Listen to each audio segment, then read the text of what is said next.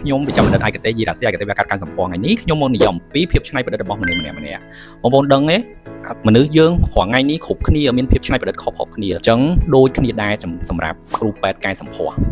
វិជ្ជាបណ្ឌិតកែសម្ផស្សពីររូបប្រកាសជាមានភាពច្នៃប្រឌិតខុសគ្នាទាំងពីររូប10រូបខុសគ្នាទាំង10អញ្ចឹងភាពស្ទាត់ជំនាញភាពច្នៃប្រឌិតលទ្ធផលដែលគាត់ចេញមកហ្នឹងក៏វាអត់ដូចគ្នាដែរបងប្អូនត្រូវដឹងថាការកែសម្ផស្សការវះកាត់កែខ្ទង់ច្រមុះកាត់តបភ្នែកបន្តឹងស្បែកមុខគឺជាការធ្វើដោយដៃមកដល់សប្តាហ៍នេះយើងអត់ទាន់មានម៉ាស៊ីនណាដែលជំនួសដៃគ្រូពេទ្យកែសម្ផស្សបានទេយើងអត់មានយកមុខមនុស្សចូលក្នុងម៉ាស៊ីនចេញមកវិញបដូរទម្រង់ច្រមុះបានទេគឺត្រូវការគ្រូពេទ្យវះកាត់ដោយដៃអញ្ចឹងគ្រូពេទ្យដែលគាត់កាន់កាបិតវះបងប្អូនហ្នឹងគឺសំខាន់ណាស់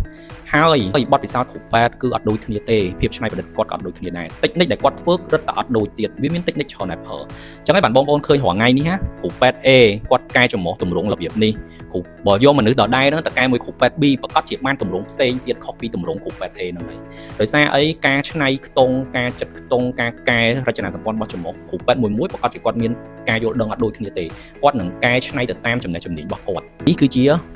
ភាពច្នៃប្រឌិតរបស់គ្រូពេទ្យម្នាក់ប៉ុន្តែបងប្អូនត្រូវដឹងថាគ្រូពេទ្យម្នាក់ហ្នឹងក៏គាត់អាចកែច្រមុះហ្នឹងប្រើតិចនិចខុសៗគ្នាដែរឧទាហរណ៍បើគាត់ត្រឹមតែវះញាត់ខ្ទង់ប្រហែលលទ្ធផលចេញមកបានប៉ុណ្នេះប៉ុន្តែបើគាត់វះញាត់ខ្ទង់គាត់កែឆ្អឹងខ្ចីចុងច្រមុះគាត់កែស្លាបច្រមុះគាត់ដាំបកគោកតាច្រមុះគាត់នឹងបានទម្រង់ច្រមុះមួយទៀតប្លែកខុសពីមុនហើយអ្នកខ្លះច្រមុះគាត់ត្រង់គាត់ថាគាត់ស្រឡាញ់អែនអញ្ចឹងគ្រូពេទ្យគាត់ច្នៃទៀតហើយតើគួរធ្វើមិនឲ្យបានទម្រង់អែនអញ្ចឹងគាត់អាចប្រើខ្ទង់រៀងអែនឬក៏គាត់ប្រើការវះកាត់ដាំបកគោច្រមុះដើម្បីលើកចុងច្រមុះឲ្យស្រួយដើម្បីដាក់ខ្ទង់លើទៀតទៅវារៀងអែនស្អាតនេះគឺជាភាពច្នៃប្រឌិតរបស់គ្រូពេទ្យទាំងអស់ហើយត្រូវចាំថាគ្រូពេទ្យកែសម្ផស្សទាំងអស់អត់មានភាពច្នៃប្រឌិតដូចគ្នាទេវាអាស្រ័យទៅលើបទពិសោធន៍របស់គាត់រយៈពេលប្រហែលឆ្នាំចំនួនករណីច្រមុះដែលគាត់វះកាត់នឹងប្រហែលហើយក៏វាតាក់ទងទៅនឹងដងពីកំណើតដែរមានន័យថាគាត់ចេះច្នៃអត់គាត់បកកែអត់អញ្ចឹងកាលណាដងពីកំណើតគាត់បកកែគាត់មានចំណេះជំនាញគាត់មានបទពិសោធន៍ទៀតណា